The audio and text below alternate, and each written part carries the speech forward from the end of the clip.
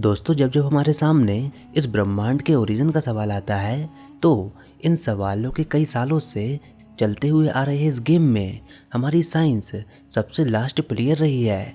क्योंकि कई सदियों से कई सारे फिलोसफर्स, पोएट्स, थियोलॉजिस्ट अपने व्यूज़ कॉस्मिक ओरिजिन के बारे में देते हुए आए हैं। बट ये सारी चीज़ 20वीं शताब्दी के बाद बिल्कुल से चेंज हो गई, क्योंकि जब practical, experimental and observational physics अपने काफ़ी ज़्यादा एडवांस लेवल पर थी। अब जब हम इस ब्रह्मांड की बात करते हैं तो अगर हम इस यूनिवर्स को एग्जामिन करें तो हम ये पाएंगे कि हमारा यूनिवर्स कई सारी गैलेक्सियों से भरा हुआ है। अप्रॉक्सीमेटली 2 ट्रिलियन गैलेक्सीज ऐसी हैं जिनको हम ऑब्जर्व कर सकते हैं, एंड इनसे भी हज़ारों गुना ज़्यादा गैलेक्सीज हमारे अनऑब्जर्वेबल यूनिवर्स में मौजूद हैं। तो जो गैलेक्सीज हमारे नज़दीक में मौजूद हैं वो हमारी गैलेक्सी में मौजूद स्टार्स के काफ़ी सिमिलर हैं, और हम सब यही एक्सपेक्ट करते हैं कि उन गैलेक्सीज के फिजिक्स हमारी गैलेक्सी में मौजूद फिजिक्स के बिल्कुल सिमिलर होगी। दूसरी गैलेक्सीज में भी मौजूद stars protons, neutrons and electrons से मिलकर बने होंगे, और उन गैलेक्सीज में मौजूद एटम्स भी बिल्कुल उसी सेम क्वांटम रूल्स को फॉलो करेंगे जैसे कि वो हमारी गैलेक्सी में करते हैं। पर यहाँ पर एक डिफरेंस भी है, और वो डिफरेंस है लाइट में, जो हम उन गैलेक्सी से रिसीव करते हैं। जो एटॉमिक स्पेक्ट्रल लाइन हम यहाँ पृथ्वी पर देखते हैं वो दूसरी गैलेक्सी से आ रही स्पेक्ट्रल लाइन से मेल नहीं खाती। दूसरी गैलेक्सी से आ रहे स्टार्स की लाइट के एटॉमिक ट्रांजिशंस में हमको एक शिफ्ट देखने को मिलता है। इस ब्रह्मांड में हर एक एलिमेंट का अपना खुद का एक unique set of atomic transition होता है, और उन एटॉमिक ट्रांजिशन को देखकर हम लोग स्पेक्ट्रल लाइन को ड्रॉ कर सकते हैं, जैसा कि आप इस इमेज में देख सकते हो। तो हम दूसरी गैलेक्सी से आने वाली स्पेक्ट्रल लाइंस को ऑब्जर्व कर सकते हैं। हालांकि वो स्पेक्ट्रल लाइन हमारी गैलेक्सी की लाइन से तो सिमिलर होती हैं, बट यहाँ पर आपको एक शिफ्ट देखने को मिलता है, और हर एक गैलेक्सी के अकॉर्डिंग आपको अलग अलग यूनिक शिफ्ट देखने को मिलेगा। जितनी ज़्यादा दूर वो गैलेक्सी होगी उनकी स्पेक्ट्रल लाइन में उतना ज़्यादा ही शिफ्ट देखने को मिलेगा स्पेक्ट्रम के रेड पार्ट की तरफ। जितना ज़्यादा दूर हम देखेंगे उतना ही ज़्यादा शिफ्ट हमको नज़र आएगा, जैसा कि आप इस इमेज में देख सकते हो। अब इस ऑब्जर्वेशन के कई सारे पॉसिबल एक्सप्लेनेशन हो सकते हैं। कई सारे डिफरेंट आइडियाज़ आपको डिफरेंट व्यू सजेस्ट करेंगे, जैसे कि लाइट हो सकता है कि वो रास्ते में आने वाले मैटर के साथ स्कैटर हो रही होगी, जिसके कारण हमको रेड एंड ब्लर देखने को मिल रहा है। पर अगर एक्चुअल केस की बात करें तो काफ़ी डिस्टेंट पर मौजूद गैलेक्सी भी हमको उतनी ही शार्प नज़र आती है जितनी कि हमारी नियर बाई गैलेक्सी नज़र आती है। एंड एक पॉसिबल रीज़न ये भी हो सकता है कि लाइट इस वजह से भी शिफ्ट हो सकती है क्योंकि गैलेक्सी बिग बैंग एक्सप्लोजन के बाद से ही एक दूसरे से दूर जा रही हैं। बट अगेन यहाँ पर यूनिवर्स की डेंसिटी ऑलमोस्ट कांस्टेंट है, या फिर ये भी हो सकता है कि हमारा यूनिवर्स खुद स्पेस यानी कि फैब्रिक ऑफ स्पेस खुद ही एक्सपेंड कर रहा है यूनिवर्स के एक्सपेंशन के साथ। अब ये लास्ट वाला पॉइंट हमको थोड़ा वैलिड और हमारी ऑब्जर्वेशन से मेल खाता है। इंडीड टाइम के प्रोग्रेस होने के साथ हमारा फैब्रिक ऑफ स्पेस भी नो डाउट एक्सपेंड हो रहा है, और ये रीज़न कि लाइट हमको रेडर क्यों दिखाई देती है डिस्टेंट गैलेक्सी के केस में, वो इस केस के साथ मेल खाती है कि यूनिवर्स समय के साथ एक्सपेंड हुआ, और जो लाइट उस यूनिवर्स में मौजूद है उस लाइट की वेवलेंथ भी यूनिवर्स के एक्सपेंशन के साथ स्ट्रेच हुई।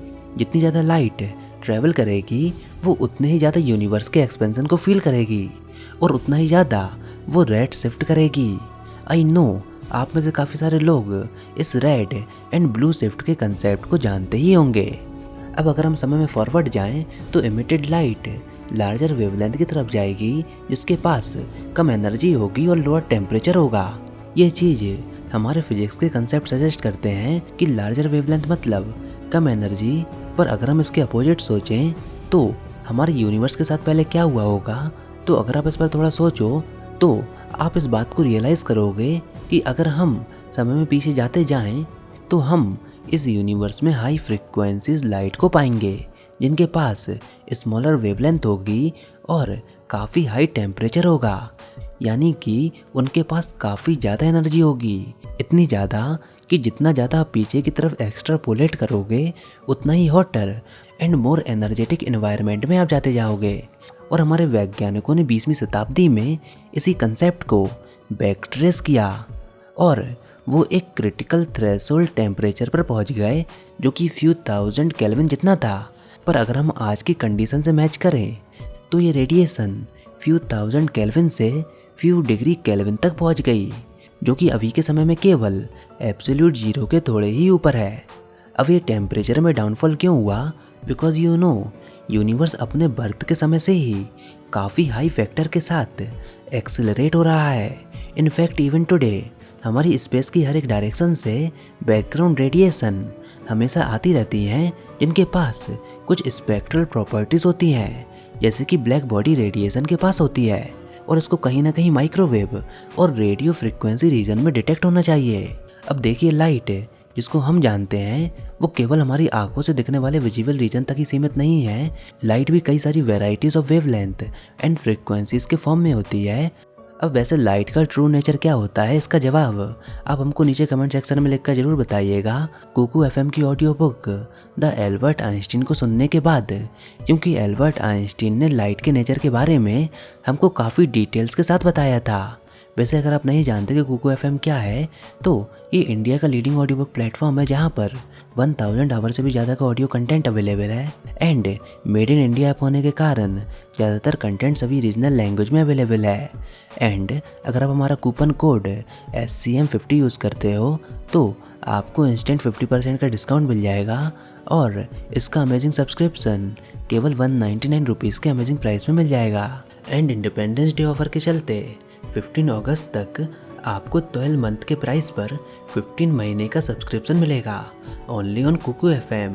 तो या आज ही कुकू एफएम को डाउनलोड कीजिए।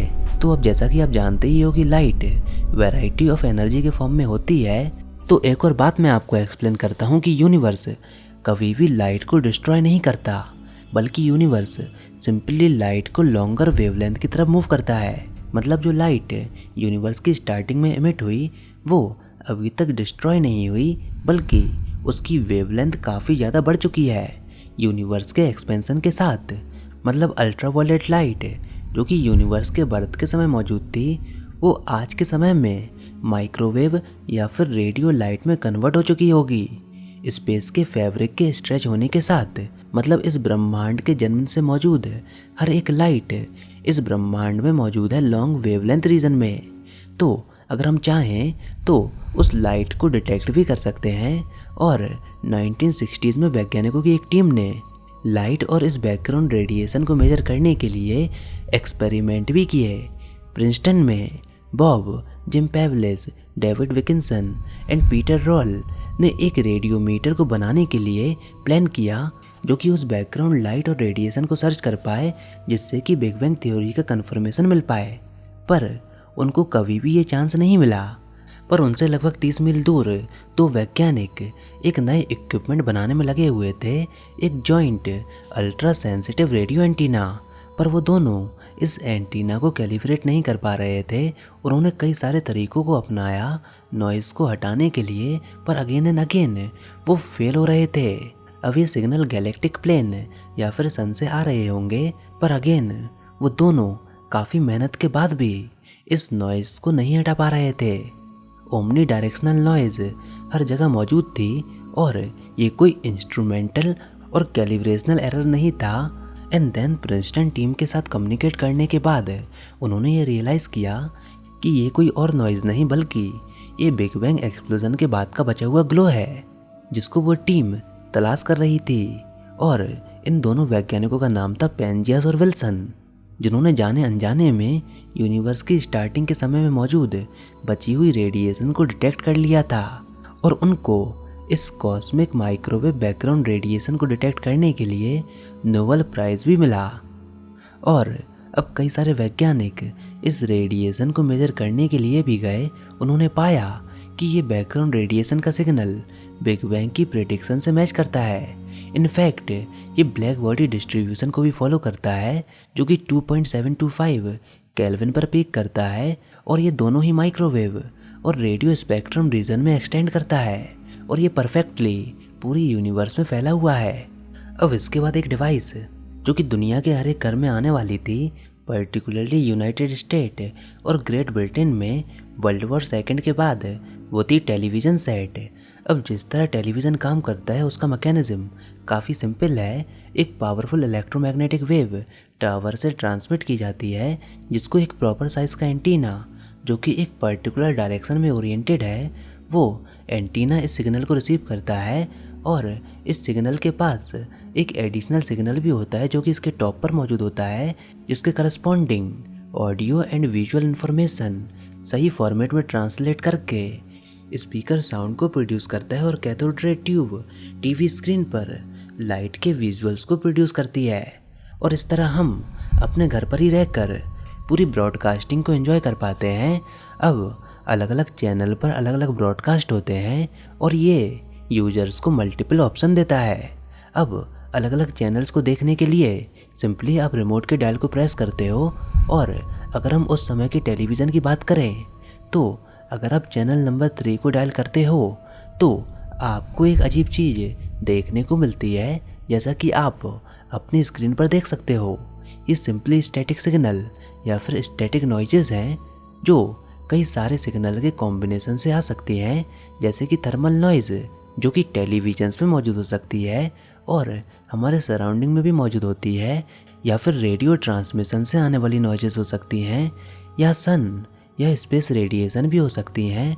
इनफैक्ट ब्लैक होल्स और स्पेस की कई सारे डायरेक्शन में हो रहे इवेंट्स के कारण भी हो सकती हैं, जैसे कि पल्सर्स, कॉस्मिक रेज और कई सारी चीज़ों के कारण ही आ सकती हैं। पर अगर आप इन सारे एक्स्ट्रा सिग्नल्स को ब्लॉक कर भी दो, जब भी आप ये पाओगे कि स्टैटिक सिग्नल तब भी मौजूद रहेगा। आप ये पाओगे कि इसको हटाने का कोई भी तरीका नहीं है। चैनल नंबर 3 पर जो आप बैकग्राउंड रेडिएशन देखते हो उसका 1% ऑफ द हिस्सा बिग बैंग एक्सप्लोजन के टाइम का होता है। मतलब उस समय की बची हुई कॉस्मिक माइक्रोवेव बैकग्राउंड रेडिएशन को आप देख रहे होते हो। अब अगर आप इसी चीज़ के लिए एक अल्टीमेट एक्सपेरिमेंट को परफॉर्म करना चाहते हो, देन मून के अपोजिट वाले साइड पर टेलीविज़न को लेकर जाइए जो कि रेडियो सिग्नल से फ्री रहेगा।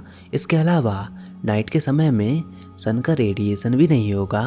टेलीविज़न को ऑन करते ही इस बार भी आप देखोगे कि ट्रांसमिटेड सिग्नल के एब्सेंस में भी आपको स्टैटिक सिग्नल देखने को मिलेंगे। और इसका रीज़न एब्सोल्युटली रिमार्केबल है, क्योंकि ये सिग्नल कहीं और से नहीं बल्कि हमारे यूनिवर्स के बर्थ से आ रहे हैं, जिसको आप नॉर्मली अपने घर पर ही रहकर अपने टेलीविजन्स में भी देख सकते हो। और ये रेडिएशन बिग बैंग थ्योरी के लिए एक काफ़ी सॉलिड आर्ग्यूमेंट है। इनफैक्ट आज भी आप अपने टेलीविज़न में स्टैटिक नॉइज़ को देखकर उन वेवलेंथ्स को इमेजिन कर सकते हो जो कि उस समय मौजूद रही होंगी। गामा या फिर अल्ट्रावायलेट रेडिएशन जिनके पास काफ़ी हायर फ्रिक्वेंसी होती है, वो यूनिवर्स के एक्सपेंशन के बाद अब जाकर वो माइक्रोवेव और रेडियो फ्रिक्वेंसी रीजन में आ चुकी हैं। जब यूनिवर्स और भी एक्सपेंड होगा देन ये रेडिएशन और भी फर्दर लार्जर वेवलेंथ की तरफ जाएंगी। फिलहाल आपको इसके बारे में क्या लगता है? अपने वैल्यूबल कमेंट हमको नीचे लिखकर ज़रूर बताइए। इस वीडियो को लाइक कीजिए, अपने दोस्तों के साथ शेयर कीजिए, और अगर आपने हमारा चैनल अभी तक सब्सक्राइब नहीं किया तो इसको सब्सक्राइब कर लीजिए ताकि आगे आने वाली कोई वीडियोस और अपडेट्स आपसे मिस ना हो पाएँ।